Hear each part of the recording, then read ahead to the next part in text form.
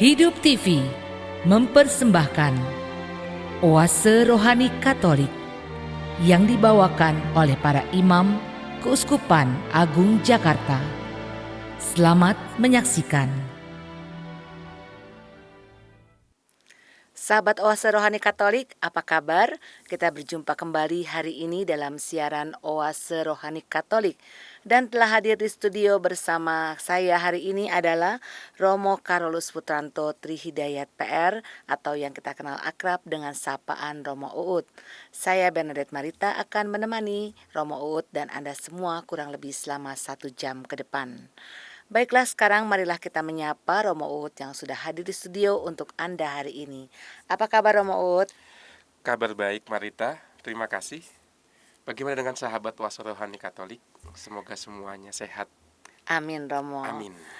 Baiklah sahabat Oase Rohani Katolik, kita awali jumpa kita dengan sebuah doa yang akan dipimpin oleh Romo Uut.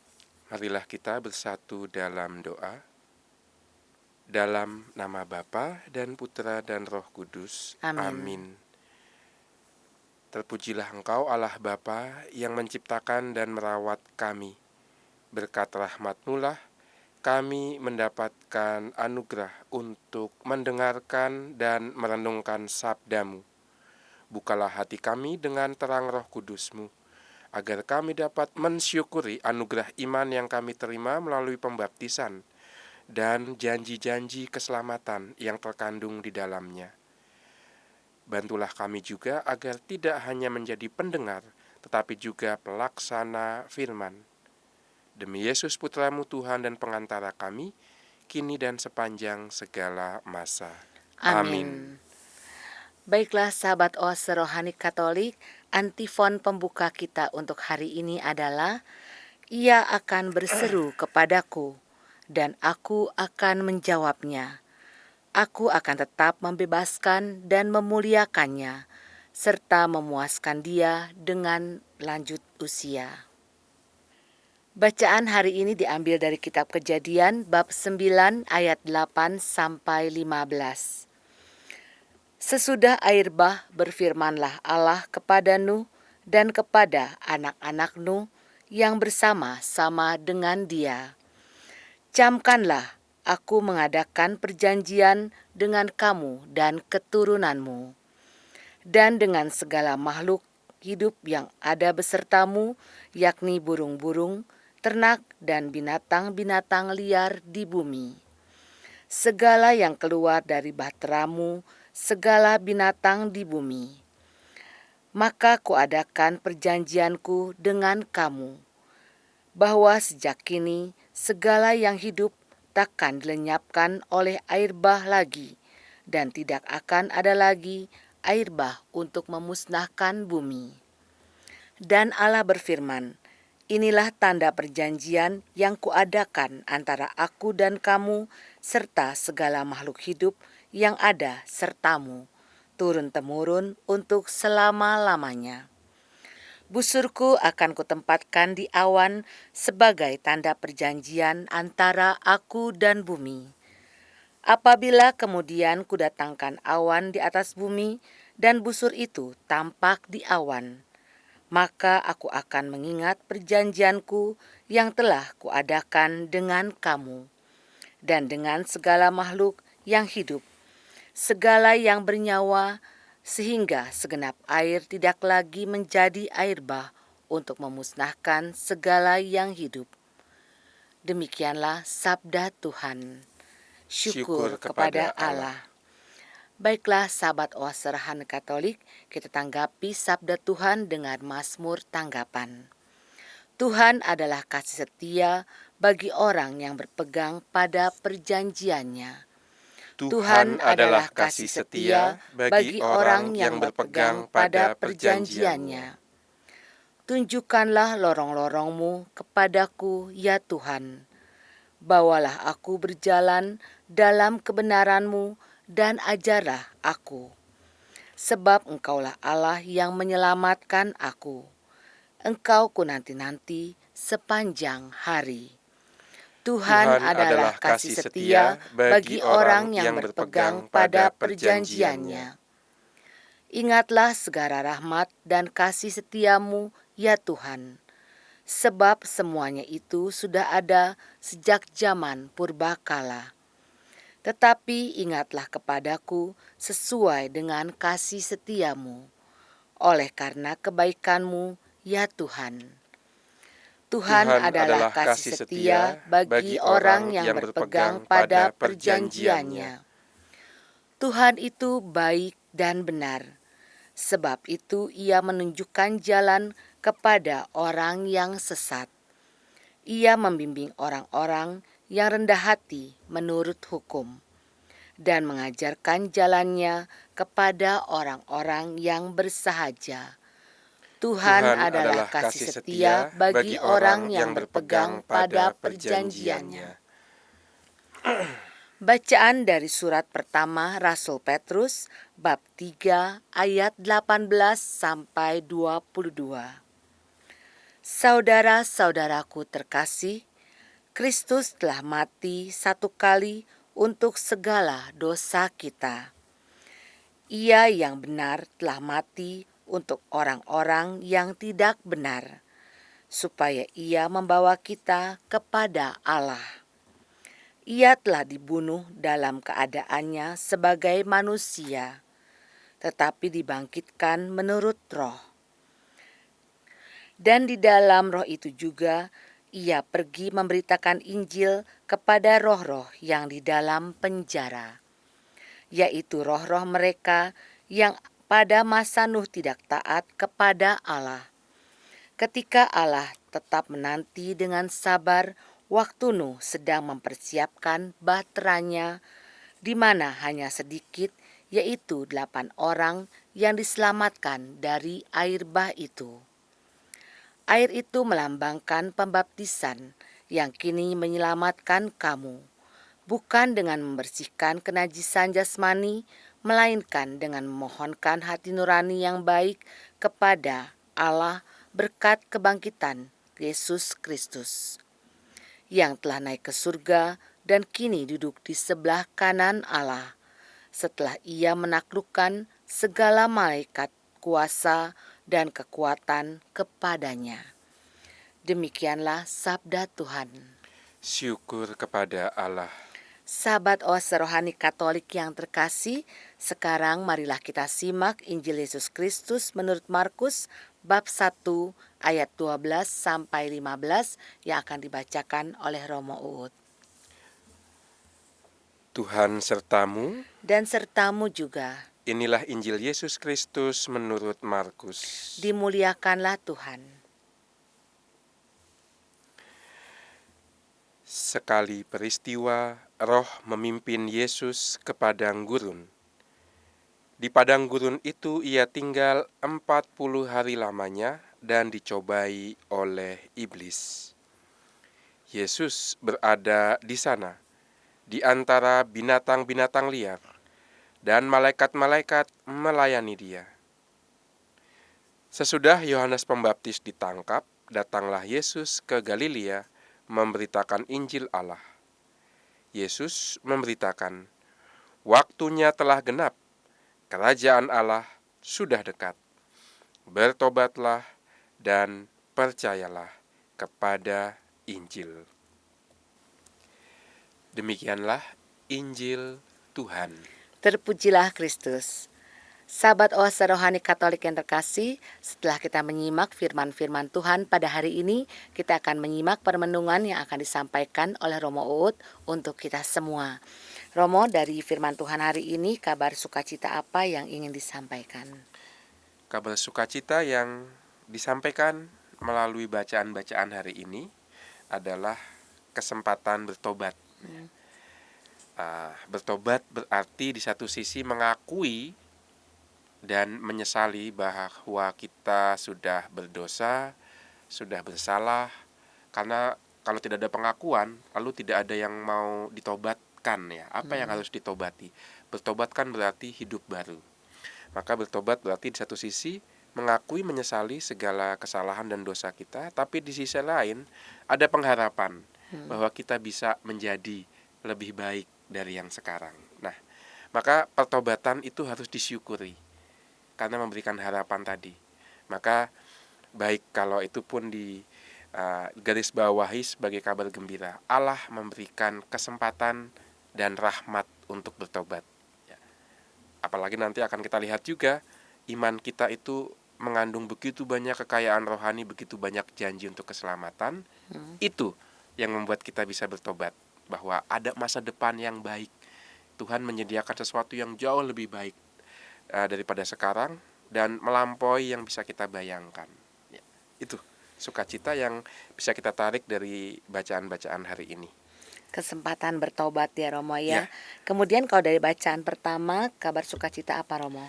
Ya, dari bacaan pertama sebelum sampai ke kabar sukacita yang bisa kita tarik dari sana, mari kita lihat dulu bacaannya, teksnya.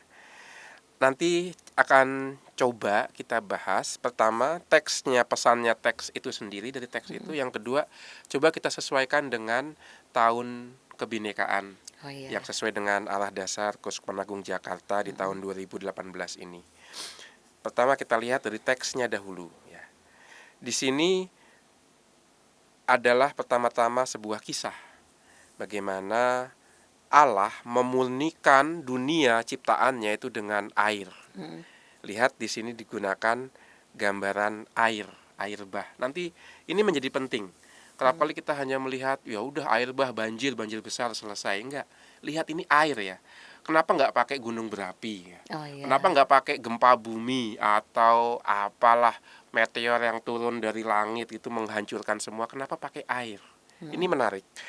Maka kita lihat dulu bagaimana air bah menjadi sarana yang dipilih oleh Allah untuk memurnikan alam semesta.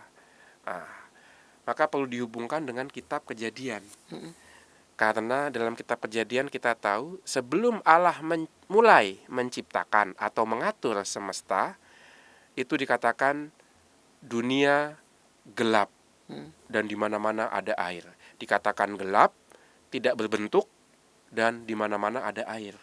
Maka lihat bagaimana air yang ada di mana-mana itu adalah lambang sebelum Allah menciptakan. Dalam bahasa ilmiahnya ada yang disebut kekacauan utama, yaitu chaos, purba, sebelum Allah mencipta, dan ada kosmos, yaitu keteraturan setelah Allah menciptakan. Maka sebenarnya sekarang bisa kita memahami mengapa air bah diceritakan di sini. Diceritakan di sini untuk menunjukkan ketika manusia tidak lagi hidup seturut rencana Allah, yang ada yaitu kekacauan lagi. Kalau kita lihat kitab Kejadian kan menarik ya. Allah berfirman lalu semuanya terjadi. Allah mengikuti firman Tuhan. Tapi manusia itu bisa menolak firman Tuhan. Akibatnya ya seperti ini. Air bah muncul lagi. Seolah-olah kita ditarik karena dosa dan kesalahan manusia. Kita ditarik lagi ke zaman ketika Allah belum intervensi, belum melakukan keteraturan, belum menciptakan semesta. Kembali ke zaman kekacauan. Itu latar belakangnya seperti itu. Maka air dipakai karena mau dihubungkan dengan kisah penciptaan tadi. Maka itu latar belakangnya seperti itu. Dan kemudian sesudah air bah itu selesai, sesudah bumi dan alam semesta itu dimurnikan lagi karena air bah, kemudian baru di situ Allah berfirman. Lihat selalu menggunakan firman ya Allah itu. Selalu menggunakan sabda. Ya ini memang salah satu kekuatannya kebudayaan Yahudi. Kalau kebudayaan Yunani itu menekankan apa yang dilihat oleh mata. Panca indera itu yang utama untuk orang Yunani itu melihat. Maka nama Tuhan dalam bahasa Yunani itu dikaitkan dengan mata, dengan penglihatan. Sementara untuk orang Yahudi, Allah itu dikaitkan dengan pendengaran. Nah, waktu itu saya pernah ikut renungan Midodareni. Bukan Midodareni, maaf, Mitoni ya. Oh, Mitoni. Marita tahu Mitoni? Mitoni 7 bulan ya, 7 bulanan ya. Lalu si pembawa renungan menceritakan begini. Bapak Ibu tahu panca indera pertama apa yang berkembang dari seorang bayi yang ada dalam kandungan? Mata, kulit, atau apa? Ternyata yang pertama kali berkembang adalah telinga. Oh, telinga. Iya, jadi memang sejak penciptaan ketika manusia dikandung, panca indera pertama yang berkembang itu bukan penglihatan, bukan kulit, perabaan, tapi pendengaran. Menarik di sini. Maka menarik juga ketika Allah mencipta dengan firman, artinya manusia mendengarkan. Dan juga ketika Allah hendak memperbaiki lagi dunia yang sudah dimurnikan dengan air bah, Allah berfirman lagi.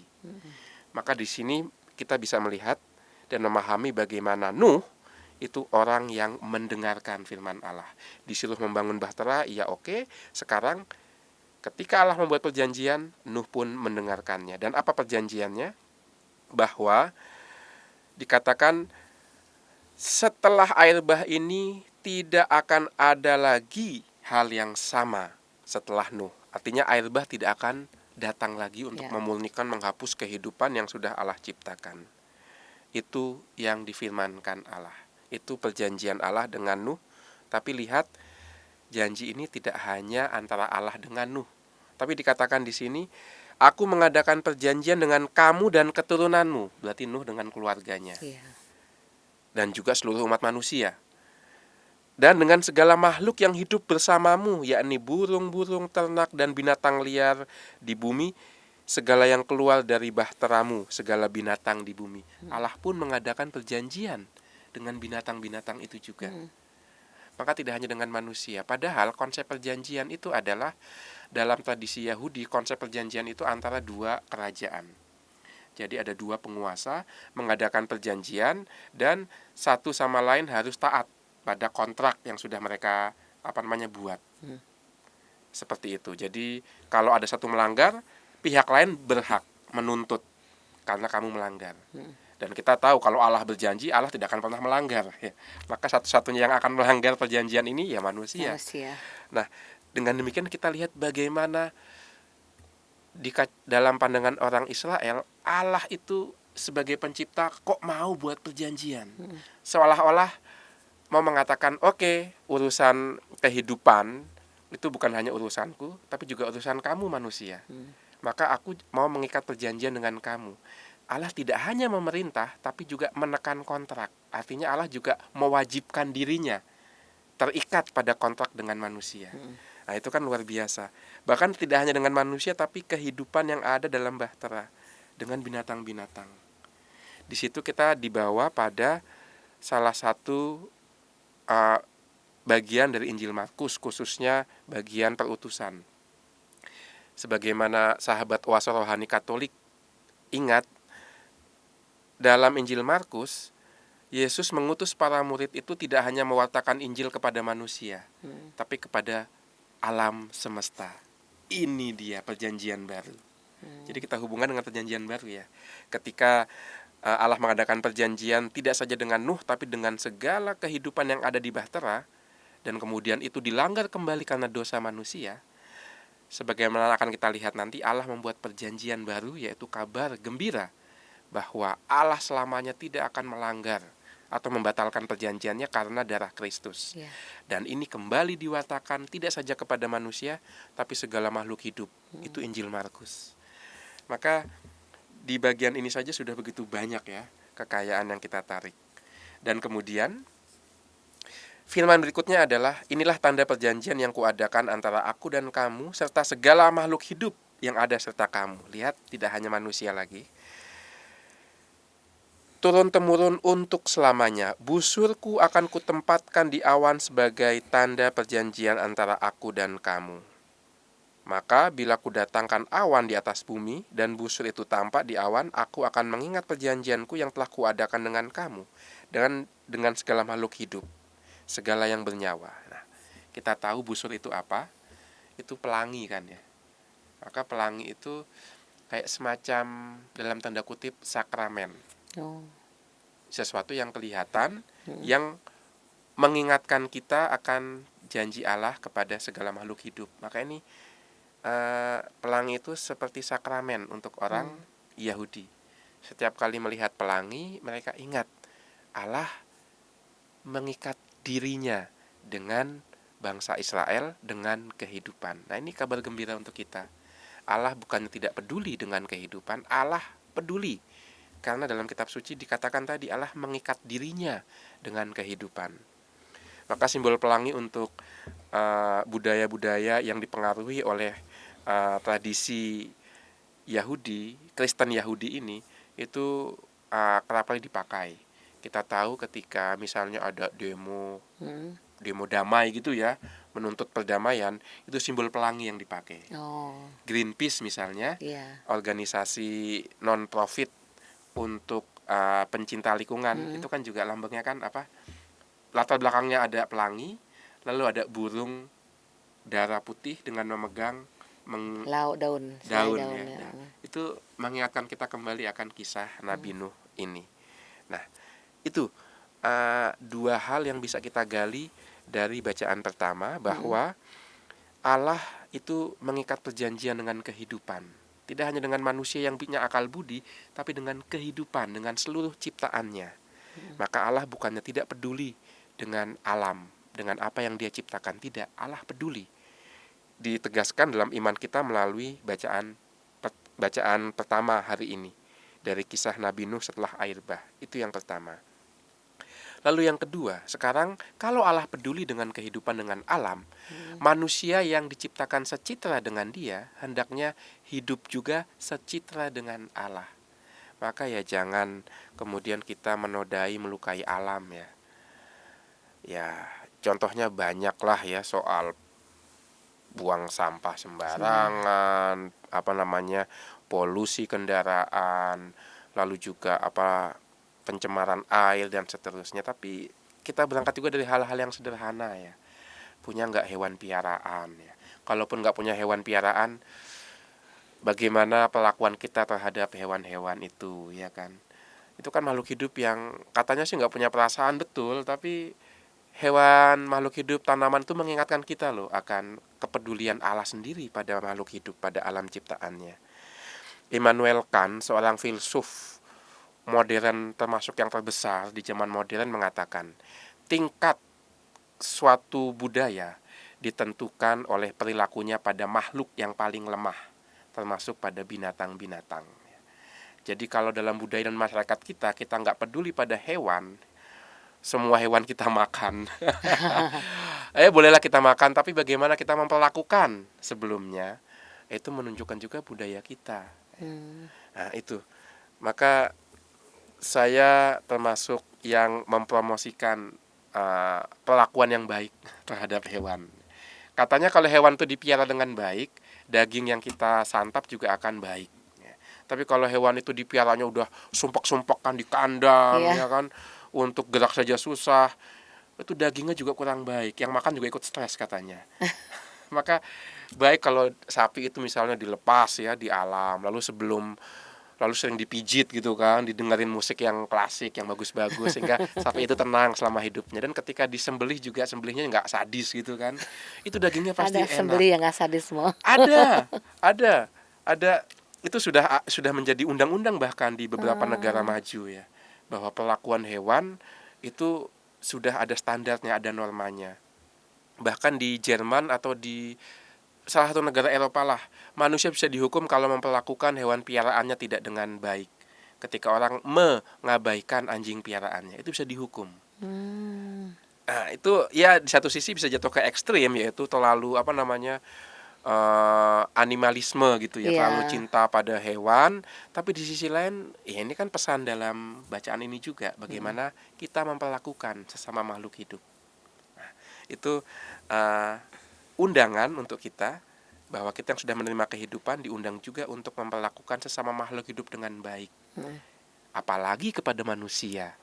Ya, kalau hewan saja sudah kita lakukan dengan baik, apalagi kepada manusia sesama kita. Ya. Itu yang pertama dengan teks kitab sucinya. Lalu apa hubungannya dengan tahun kebinekaan, ya? Alah dasar Kuskupan Agung Jakarta. Yang pertama, ternyata kitab suci ketika mewartakan firman Allah memilih narasi, memilih metode cerita. Ini kan cerita ini. Jadi kitab suci itu penuh dengan cerita, penuh dengan narasi. Maka pewartaan kitab suci adalah pewartaan naratif dengan cerita, dengan kisah. Itu yang pertama. Lalu yang kedua, kisah Nabi Nuh itu bukan asli kisah Israel. Kisah tertua tentang air bah itu datang dari kebudayaan Mesopotamia, Timur Tengah, tepatnya lagi dari Babilonia, yaitu kisah Gilgamesh.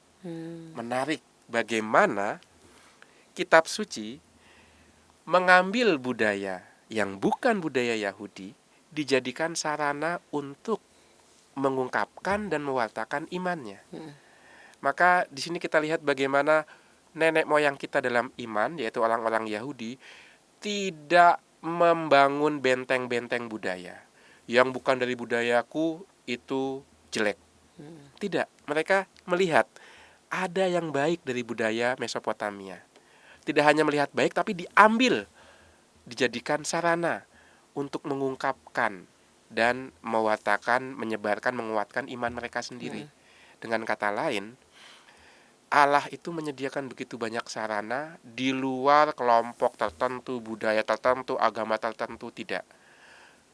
Itu kitab suci mengajarkan kita untuk terbuka ya terhadap yang baik dari budaya apapun. Tidak tertutup, tidak membangun tembok-tembok.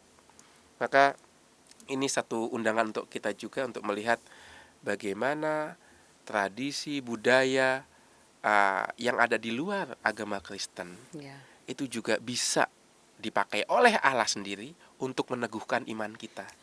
Itu sudah ada sejak tradisi kitab suci ya, bagaimana kisah Gilgamesh yang datang dari Mesopotamia dipakai Allah untuk mengungkapkan dan menguatkan iman bangsa Yahudi yang percaya pada Yahweh, pada satu Tuhan.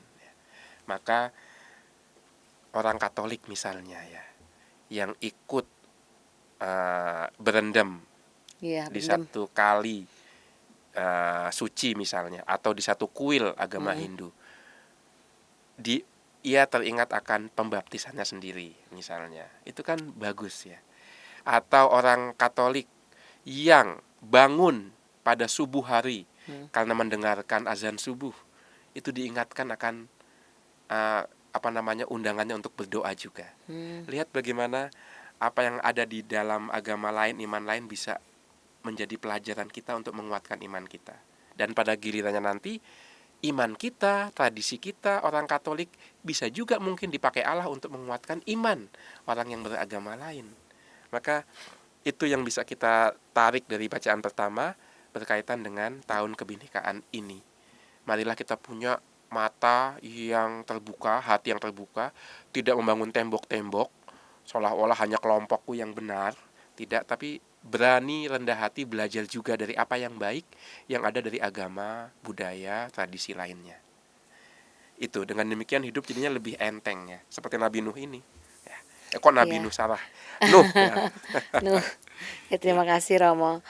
Baiklah para pendengar terkasih, sahabat Oase Rohani Katolik, kita cukupkan dulu bagian pertama ini, kita resapkan dalam hati sanubari apa yang sudah disampaikan oleh Romo Uut untuk kita semua, dan kami akan kembali setelah jeda berikut ini. Hidup TV mempersembahkan Oase Rohani Katolik yang dibawakan oleh para imam Keuskupan Agung Jakarta. Selamat menyaksikan. Sahabat Oase Rohani Katolik, kembali Anda menyimak siaran Oase Rohani Katolik. Dan di bagian kedua ini saya masih bersama Romo Karolus Putranto Trihidayat PR, atau yang kita kenal akrab dengan sapaan Romo Uut. Dan saya Bernadette Marita masih menemani Romo Uut dan Anda semua sampai di penghujung acara nanti.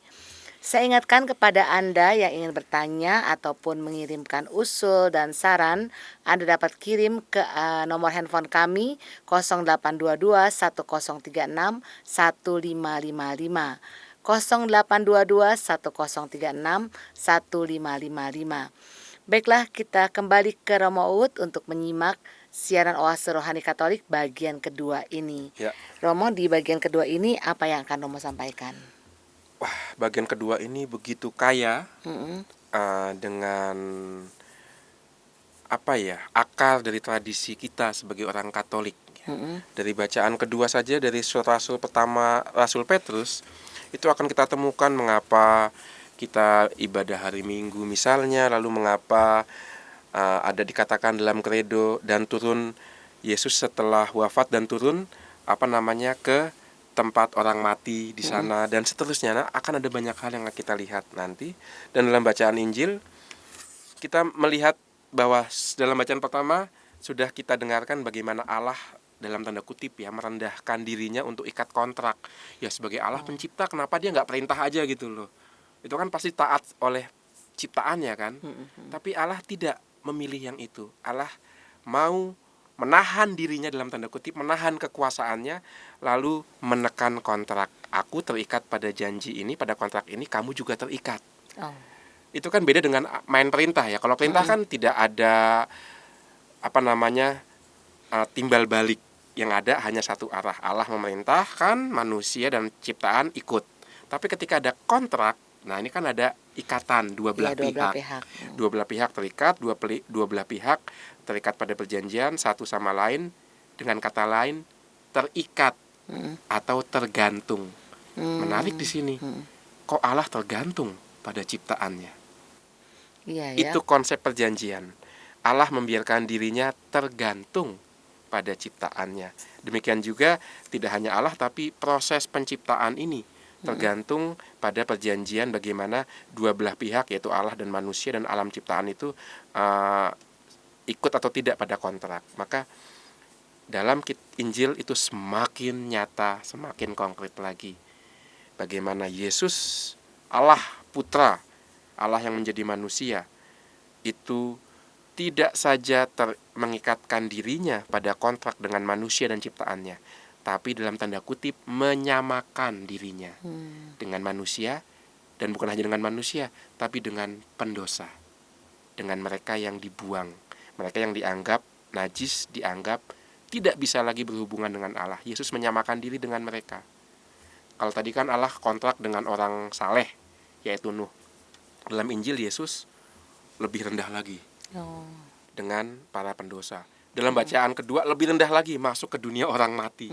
Lihat bagaimana Allah untuk bisa menyempurnakan ciptaan itu mau merendahkan diri sehabis-habisnya. Dengan kata lain, dari air bah, sebelum air bah ada air, lalu ada penciptaan, lalu ada air bah lagi, lalu ada penciptaan lagi. Seolah-olah Allah ingin dulunya itu menghancurkan segalanya untuk menciptakan segala sesuatu baru.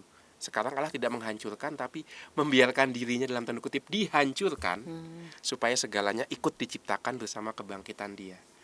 Itu kurang lebih apa yang akan kita lihat dalam bagian kedua ini.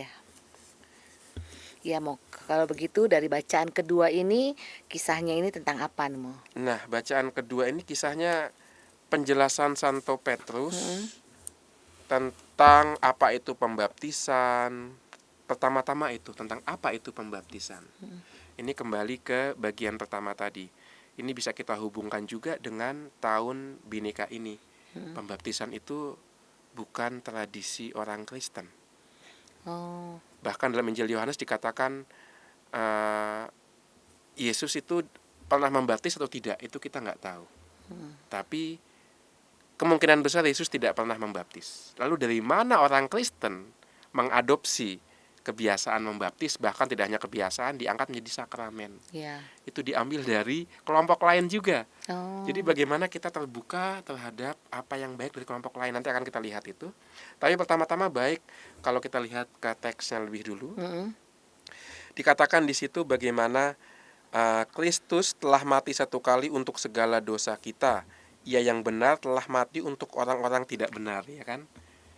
Kalau Allah tadi merendahkan diri untuk ikat perjanjian dengan makhluk ciptaannya, dengan manusia, itu kan sudah satu, Allah seolah-olah menahan dirinya. Dia bisa saja memerintahkan dan manusia hanya tinggal taat, tapi tidak. Ada ruang kebebasan manusia. Ketika ada perjanjian, berarti ada ruang kebebasan.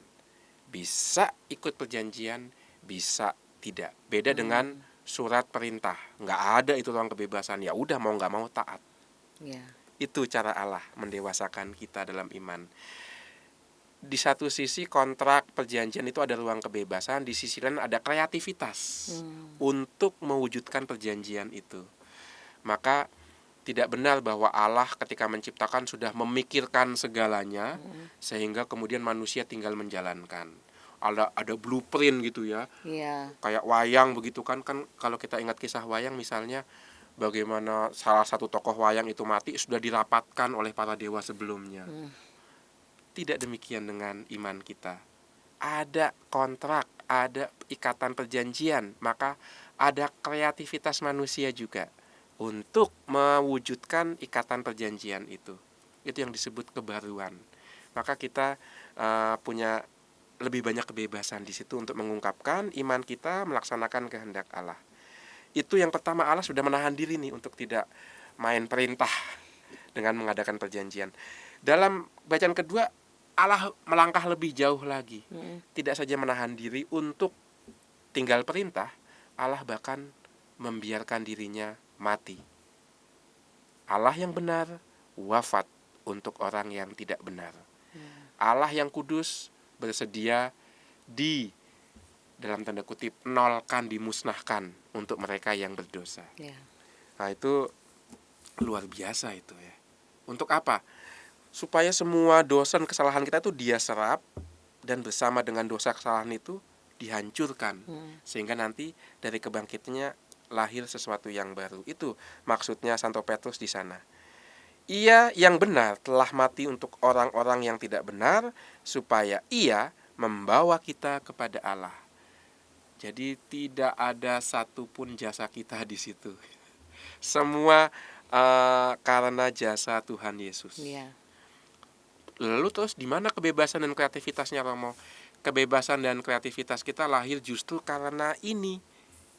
Yesus itu kayak semacam Tuhan Yesus membuka kesempatan kepada kita untuk menjadi kreatif, untuk menjadi bebas, karena Dia membuat kita pantas di hadapan Allah. Seolah-olah relasi kita dengan Allah itu kemudian dimurnikan. Maka kita teringat pada masa-masa bapak-bapak gereja sebenarnya di sini. Waktu itu ada perdebatan antara Santo saya lupa saat ini namanya, bapak-bapak abad kedua dan ketiga ketika berdebat dengan orang Yahudi. Dikatakan orang Kristen itu punya kitab suci perjanjian lama, tapi kenapa mereka tidak taat? Kenapa mereka tidak ikut sabat? Kenapa mereka tidak disunat? Lalu dijawab oleh seorang bapak gereja dengan mengatakan bahwa oke, perjanjian lama itu perjanjian Allah dengan bangsa Israel. Kami tetap memegang perjanjian itu. Tapi perjanjian itu adalah pengantar untuk perjanjian yang lebih agung lagi, yaitu perjanjian baru yang didasarkan pada darah anak domba, yaitu darah Kristus sendiri. Nah, maka kita punya perjanjian lama itu memang itu kitab suci kita. Tapi mengapa kita tidak lagi mengikuti aturan, kontrak perjanjian lama? Karena kita meyakini bahwa apa yang ada di perjanjian lama adalah pengantar untuk kita sampai pada perjanjian baru, itu perjanjian Yesus yang sudah menghapus semua dosa kita karena wafat dan kebangkitannya. Jadi kita itu dipantaskan bukan karena ikut peraturan. Kita dipantaskan pertama-tama karena jasa Yesus, seperti yang dikatakan oleh Rasul Petrus dalam bacaan kedua ini. Di situ kreativitas asli akan lebih berkembang. Kita nggak lagi mikir, saya pantas nggak ya? Saya bisa nggak ya? Aduh, aturan ini belum saya lakukan. Nggak lagi kita mikir, levelnya nggak lagi di situ. Kita levelnya sekarang ke pemaknaan. Levelnya sekarang apa yang bisa saya buat? Karena saya sudah dipantaskan oleh Yesus, bukan lagi jasa saya karena ikut aturan, tapi karena jasa Kristus. Lalu apa yang bisa saya buat lebih lagi? Itu kreativitas yang lahir karena jasa Yesus sendiri. Dan menarik di sini bahwa ada bagian yang mengatakan, ia pergi memberitakan Injil kepada roh-roh yang ada dalam penjara. Itu menjadi dasar untuk satu bagian dari rumusan kredo. Kita kan ketika mengucapkan kredo setiap hari Minggu, dan aku percayakan Yesus Kristus putranya yang tunggal Tuhan kita, yang dikandung dari Roh Kudus, itu ke peristiwa Natal, dilahirkan oleh perawan Maria yang menderita sengsara pada masa pemerintahan Pontius Pilatus, disalibkan, wafat, dan dimakamkan.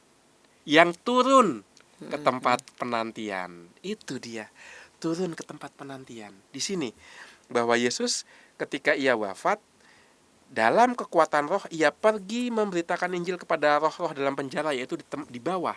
Turun kan di bawah berarti. Tempat penantian itu di mana? Tempat penantian dalam tradisi Yahudi disebut Seol. Seol itu adalah tempat orang-orang mati. Maka Rasul Petrus masih digenangi oleh tradisi Yahudi bahwa ada tempat orang mati yang disebut Seol, dan Yesus sebagai Allah yang menjadi manusia ingin memperbaharui segalanya, termasuk dunia orang mati ingin dia perbaharui dengan wafat dan kebangkitannya. Maka tidak ada satupun ciptaan, baik yang hidup maupun yang mati, yang tidak kena efek dari karya penyelamatan Yesus.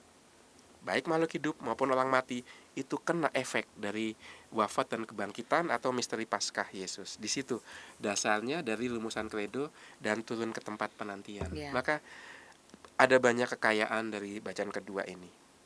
Kemudian juga dikatakan ketika Allah tetap menantikan dengan sabar waktu Nuh sedang mempersiapkan bahteranya, di mana hanya sedikit, yaitu 8 orang. 8 orang siapa aja kira-kira? Nuh jelas. Istrinya sudah anaknya 2. Anaknya berapa? 3. Lalu udah 5. 3 lagi siapa? 3 lagi ya itu istrinya anaknya Nuh. Jadi dengan para Nuh, istri, menantunya, anak dan menantunya 8. Rasul Petrus mengatakan ada 8 orang dalam bahtera. Artinya ada 8 manusia baru. Karena manusia lama sudah musnah dengan Nabi Nuh. Dengan air bah.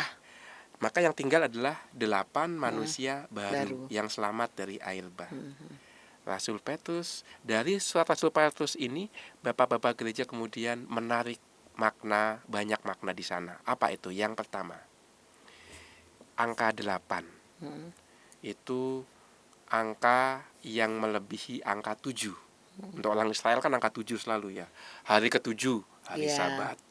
Lalu apalagi ada 7 lilin ya kan di bait Allah. Jadi angka 7 itu begitu penting. Tapi untuk orang Kristen angka 8 itu melebihi angka 7. Kalau orang Israel menghormati hari Sabat, orang Kristen setelah hari Sabat, angka ke-8 yaitu hari Minggu.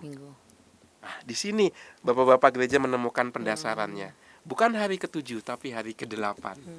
Berdasarkan jumlah 8 manusia baru yang ada dalam bahtera Nabi Nuh. Maka perjanjian lama yaitu hari ke-7, hari Sabat terlampaui.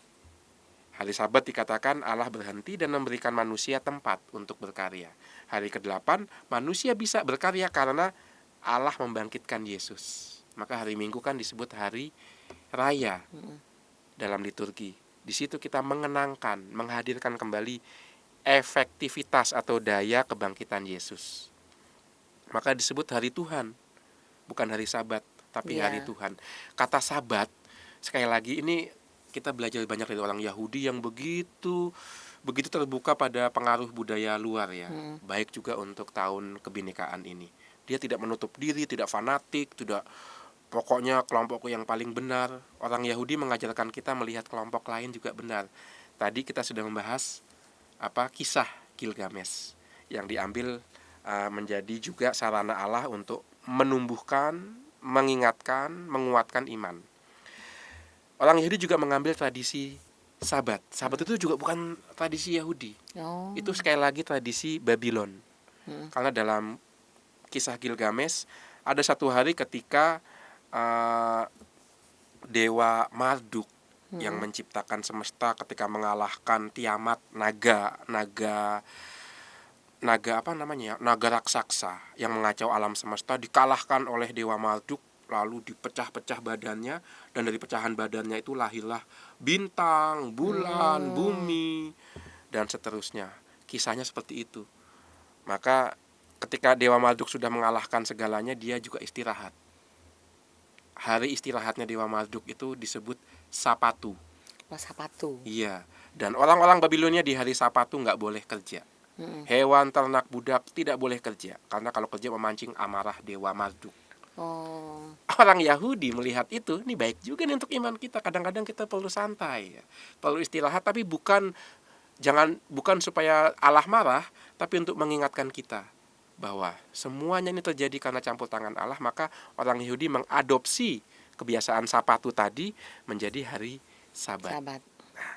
Orang Kristen tidak lagi terikat pada itu, tapi sekarang mereka mengenangkan bukan hari Sabat tapi hari kebangkitan Yesus, Paskah. Maka disebut hari Tuhan, yang disebut dari kata Dominus sebenarnya. Dari kata Dominus, orang Portugis menggunakan kata Domingos, dibawa ke Indonesia jadi Minggos, hari Minggu. Nah, itu kan sejarah kata hari Minggu ya.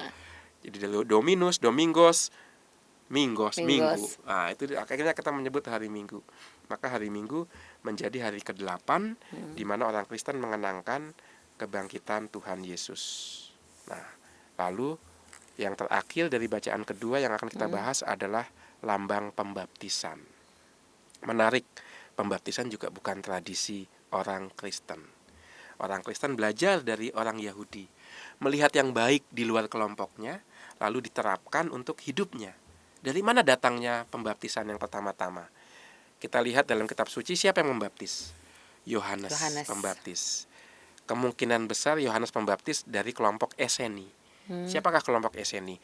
Kelompok Eseni itu kelompok orang Yahudi yang tidak setuju bahwa bait Allah dikuasai oleh para imam. Para imam yang itu meneruskan meneruskan garis keturunan, bukan lagi Lewi. Kalau Lewi itu kan memang sejak awal dipilih Tuhan untuk menjadi imam bangsa Yahudi. Tapi kemudian sejak yang namanya pemberontakan Makabe, itu yang berkuasa tidak lagi Lewi, tapi golongan Makabe ini, tentara ini. Nah, orang-orang ini nggak setuju bahwa golongan Makabe yang kemudian, maka orang Lewi akhirnya tetap mereka mempersembahkan di bait Allah, tapi kayak hanya sebagai pelaksana, bukan yang menguasai. Tapi bait Allah pada umumnya dikuasai oleh kelompok politik militer ini, yang dari keturunan Makabe ini. Kelompok ini nggak setuju dengan itu, mereka pisah, mereka membuat kelompok sendiri di luar Yerusalem, di padang gurun. Kelompok Eseni namanya. Mereka membentuk kelompok ini, dan di situ ada tradisi ritual pembaptisan dengan air. Yohanes meneruskan tradisi Eseni pembaptisan, orang Kristen melanjutkan sampai sekarang tradisi itu. Maka lihat bagaimana jadi dari situ terjadi pembaptisan upacara pembaptisan. Kita pun mengadopsi dari kelompok Eseni, dari kelompok Yohanes Pembaptis.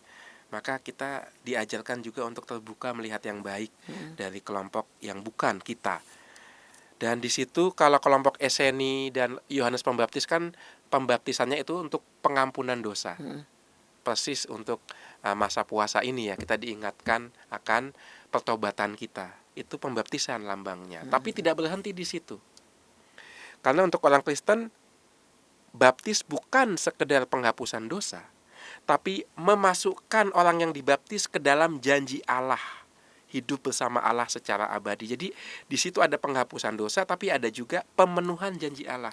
Maka sudah mengadopsi tradisi baptis dengan, dalam tanda kutip, ideologinya, dengan semangatnya, tapi juga melampauinya. Nah, itu khas pembaptisan Kristen. Maka dikatakan dalam bacaan kedua, air itu melambangkan pembaptisan yang kini menyelamatkan kamu. Iya, betul. Ya, itu dia. Bukan karena kenajisan fisik, tapi juga memohon hati nurani yang baik. Berkat kebangkitan Kristus. Maka air bah yang dulu menghapus, mematikan, sekarang diangkat menjadi air bah yang memang mematikan, tapi mematikan manusia lama kita, supaya kita menjadi manusia baru, hidup bukan untuk dosa tapi untuk Allah. Itu pembaptisan kita. Maka ini bacaan kedua kalau diulas ini tiga kali siaran Oase Rohani Katolik ini nggak akan habis. Menarik di sini. Tapi masih ada Injil yang harus kita lihat ya. Kita bahas juga. Nah, mari kita masuk sekarang ke Injilnya. Tadi sudah kita lihat dalam bacaan pertama, bacaan kedua, bagaimana Allah itu memurnikan dengan segala macam cara ciptaannya, khususnya manusia itu maunya dimurnikan. Jadi Allah itu memurnikan bukan untuk kesenangannya sendiri, untuk supaya dia besar. Apa sih yang kurang dari Allah? Semuanya dilakukan Allah untuk kebahagiaan dan keselamatan manusia. Maka pemurnian yang Allah buat dengan air bah dan juga melalui pembaptisan itu semata-mata untuk kebahagiaan dan keselamatan manusia. Itu yang disampaikan dari bacaan pertama dan bacaan kedua. Bahkan dalam bacaan kedua kita lihat untuk memurnikan ciptaannya sampai-sampai Allah menjadi manusia. Dan tidak hanya menjadi manusia, dia wafat untuk memurnikan itu, untuk menyelamatkan manusia dan segala ciptaan Allah. Dan itu semakin jelas dalam bacaan Injil. Dalam bacaan Injil, Yesus sebagai Allah yang menjadi manusia pun turut mengalami suka duka kita. Ya. Diceritakan sekali peristiwa Roh memimpin Yesus ke padang gurun. Itu setelah Yesus dibaptis. Maka ini menjadi skandal untuk gereja perdana. Yesus kok dibaptis? Padahal pembaptisan itu kan untuk pengampunan dosa. Iya. Mengapa Yesus dibaptis? Yesus berdosa dong. Ini menjadi skandal nih untuk orang gereja perdana. Jadi gereja itu setia pada sejarah. Kalau Yesus dibaptis, gereja nggak nutup-nutupi. Memang kenyataannya Yesus dibaptis. Itu persis yang dibuat orang Yahudi juga. Orang Yahudi itu cinta sejarah. Dia tidak mau memanipulasi sejarah untuk menunjukkan kebenaran atau kebaikannya sendiri. Raja Daud tuh kurangnya apa sih? Hebat. Tapi kenyataan sejarah, Raja Daud mengambil istri orang lain dan membunuh suaminya. Itu kenyataan sejarah. Maka ditulis dalam kitab suci. Maka orang Yahudi setia pada sejarah, demikian juga orang Kristen. Gereja perdana setia pada sejarah. Yesus dibaptis oleh Yohanes Pembaptis. Ini kan skandal. Kalau orang Kristen nggak setia pada sejarah, ini ditutupi-tutupi aja lah. Karena ini mengurangi martabat dan kehebatan agama Kristen. Tuhannya kok dibaptis. Tapi tidak. Orang Kristen setia pada sejarah, fakta bahwa Yesus dibaptis oleh Yohanes Pembaptis itu benar. Maka sekarang bukan masalah bagaimana ya menghaluskan sejarah ini, tidak, tapi dicari maknanya apa. Mengapa Allah yang menjadi manusia dalam diri Yesus kok mau dibaptis oleh manusia? Apa maknanya? Maknanya adalah yang pertama, kalau manusia diciptakan dengan firman Allah, Yesus menunjukkan ini loh cara menjadi manusia sejati, yaitu mendengarkan firman juga. Maka Yesus dibaptis untuk menunjukkan bahwa ia taat pada Allah. Bukan karena dia berdosa, bukan karena dia kurang hebat daripada Yohanes Pembaptis, tidak. Yesus menjadi manusia untuk menunjukkan jalan hidup manusia. Ya. Untuk itu dia menunjukkan ini loh satu-satunya jalan hidup manusia, mendengarkan Allah. Dan mendengarkan itu dalam bahasa Latin identik dengan taat. Mendengarkan audire. Audire itu dengan mendengarkan, lalu menjadi obedire, taat. Maka Yesus iya, obedient ya dalam bahasa Inggrisnya kan, supaya kelihatan elegan kita pakai bahasa asing. Ya, maka Yesus dibaptis bukan karena dia berdosa, bukan karena dia kurang ini, enggak, karena dia taat pada Allah, karena dia mau mendengarkan firman Allah, supaya kita kemudian mengikuti Yesus. Oh itu iya, dia. saya ngerti. Iya. Lalu yang kedua, Yesus tidak saja menunjukkan bagaimana menjadi manusia sejati, yaitu taat pada Allah dengan mendengarkan firman-Nya. Dengan dibaptis, Yesus juga menunjukkan bahwa dia solider. Dia tidak berdosa, tapi dia menyamakan dirinya dengan pendosa. Dia benar-benar mau turun atau memakai gambarannya Paus Fransiskus, Yesus adalah gembala yang berbau domba. Oh iya. Ada kan gembala yang nggak mau, entah saya bau nih, maka dia ngambil jarak dengan dombanya, hus gitu kan. Ayo kamu, ya. Dia mau mengambil jarak karena takut nanti bau perengus, ya, bau amis seperti domba-domba, kambing-kambing gembalaannya. Tidak, Yesus itu gembala yang terjun ke tengah domba untuk nuntun domba-dombanya di jalan yang benar. Maka mau nggak mau ya dia kena baunya domba, bau amis, bau perengus, kadang-kadang juga ikut kotor, karena dia mau tinggal di tengah dombanya untuk menjaga kawanan dombanya supaya nggak tersesat. Maka Yesus dibaptis oleh Yohanes. Yang kedua, ia solider. Dalam bahasa Yohanes Penginjil, ia mendirikan tenda di tengah-tengah kita. Nah, itu dia. Itu cara gereja perdana menjawab mengapa Yesus mau dibaptis. Iya. Itu semakin menjadi konkret ketika Yesus diceritakan dalam Injil hari ini, ia pun dicobai oleh iblis di padang gurun. Yesus mengosongkan dirinya. Ia mau juga dicobai. Dia mau mengalami seperti yang kita alami. Maka dikatakan ia sama dengan kita kecuali dalam hal dosa. 100% Allah, 100% manusia. Bahasanya kita kan 100% Indonesia, 100% Katolik. Ini yang diamalkan oleh Tuhan Yesus ketika dia di padang gurun. Jadi begitu dibaptis langsung dibawa oleh Roh Kudus ke padang gurun. Jadi ada kayak semacam ini ya, disandingkan gitulah. Ini loh maknanya Yesus dibaptis, lihat kisah dia di padang gurun. Solidaritas Yesus dengan kita dan juga mau menunjukkan ini loh caranya. Dan Yesus menunjukkan memang menjadi manusia yang taat pada firman itu tidak mudah. Maka digambarkan dengan padang gurun. Padang gurun itu dalam kitab suci itu bermakna ganda. Di satu sisi itu pembuangan. Lihat bagaimana bangsa Israel itu dibuang ke padang gurun ketika Yerusalem direbut. Bagaimana bangsa Israel juga mengalami perjalanan 40 tahun di padang gurun ketika keluar dari tanah Mesir. Jadi ada kesan negatif padang gurun itu.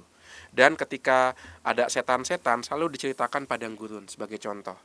Dalam Injil yang sama, Injil Markus, dikatakan ada orang kerasukan setan, begitu kuatnya dia sampai dirantai. Dia tinggal di pemakaman. Pemakaman disebut juga padang gurun. Karena di padang gurun apa? Padang gurun itu tempat tidak ada budaya, tidak ada komunitas manusia, dia di luar tembok peradaban, tembok masyarakat, maka di sana yang ada hanyalah chaos. Di sana Allah seolah-olah belum campur tangan. Kalau Allah tidak campur tangan, yang berkuasa ya setan. Sementara Allah dikatakan tinggal dibatasi di tembok kota. Maka salah satu hukuman terberat di masa itu adalah dibuang keluar tembok kota. Artinya diserahkan kepada kekuasaan kegelapan, kekuasaan setan. Yesus turun ke sana. Yesus masuk ke daerah di mana tidak ada peradaban manusia, di mana Allah seolah-olah juga absen, karena yang tinggal hanyalah roh jahat, iblis. Yesus masuk ke sana.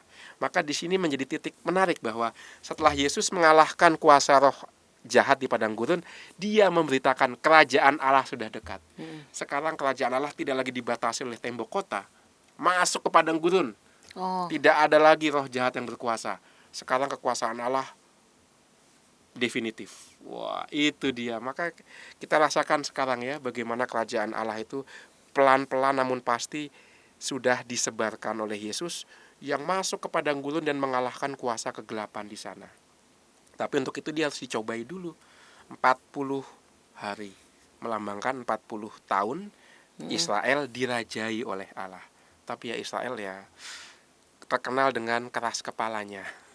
40 tahun pun gak cukup. Maka dikatakan dalam kitab Mazmur, 40 tahun aku menunjukkan mukjizatku, tapi mereka tidak percaya padaku. Maka aku berkata, mereka tidak akan berdiam dalam damaiku. Dalam murkaku aku akan menghukum mereka. Yaitu dia, orang yang sudah tertutup hatinya itu susah. Bahkan kalaupun melihat mukjizat gak akan berubah. Dalam kitab Samuel kita menemukan kedegilan hati itu sama dengan penyembahan berhala. Maka orang yang sudah tertutup hatinya, sudah degil hatinya, tidak mau dibimbing Allah, itu dia menyembah dirinya sendiri sebenarnya, tidak menyembah Allah. Maka Yesus yang sudah mewartakan kerajaan Allah, mengalahkan roh jahat, sekarang berhadapan dengan hati manusia. Ini yang lebih sulit lagi. Karena apa? Allah dan manusia terikat kontrak, itu masalahnya. Allah nggak akan melanggar kontrak itu, nggak akan menutup ruang kebebasan manusia. Udah ada janji. Maka sekarang bagaimana kita menanggapi kerajaan Allah yang Yesus wartakan itu? Nah, kurang lebih itu bacaan Injil yang bisa kita gali. Kabar sukacitanya sekarang tidak ada lagi pembatasan ini wilayah Allah, ini wilayah roh jahat.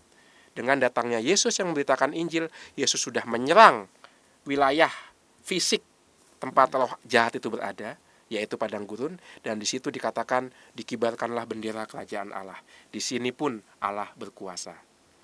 Ruang fisik roh jahat sudah dikalahkan. Jadi jangan takut sahabat Oase Rohani Katolik kalau masuk kuburan ya. Di situ pun roh Allah bekerja. Nggak ada ruang fisik yang tidak dikuasai roh Allah dengan kedatangan Tuhan Yesus.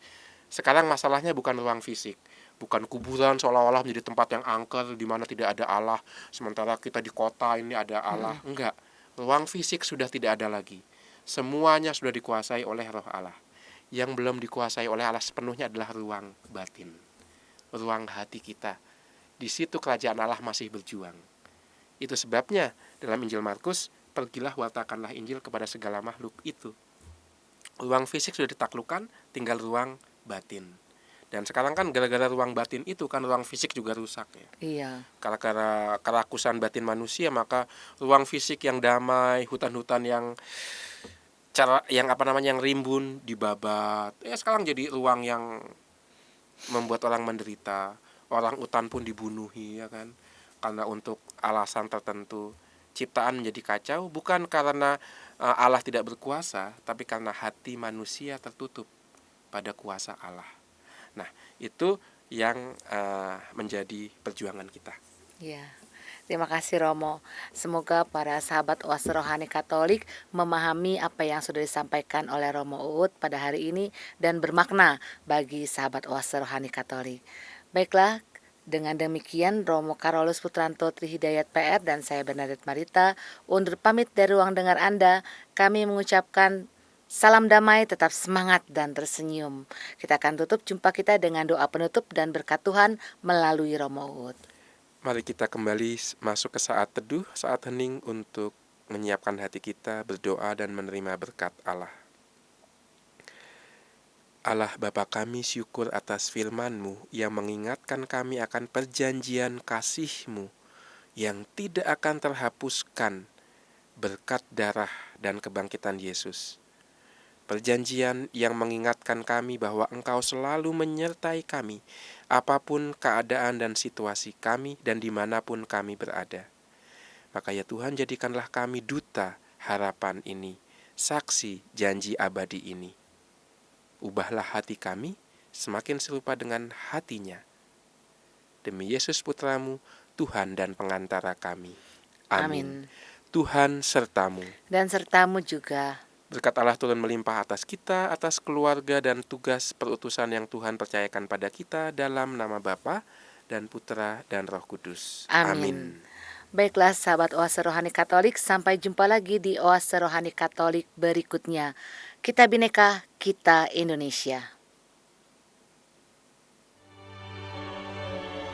Demikianlah Oase Rohani Katolik yang dibawakan oleh para imam Keuskupan Agung Jakarta. Tuhan memberkati.